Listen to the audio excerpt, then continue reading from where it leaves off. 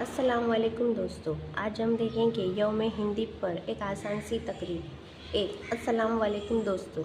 2, आज हम सब यहाँ यौम हिंदी मनाने के लिए जमा हुए हैं।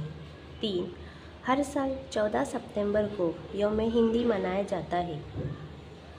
4, हिंदी को 1949 में सरकारी ज़ुबान का दर्जा मिला। 5, हिंदी हमारी कौमी शनाख्त और सकाफ़त की अलामत है। 6, इस दिन स्कूलों और कॉलेजों में प्रोग्राम मुनक्किद किए जाते हैं। 7, बच्चे और बड़े हिंदी पर तकरीरें और नज़में पेश करते हैं। 8, इस दिन हमें ज़ुबान की अहमियत का एहसास दिलाया जाता है।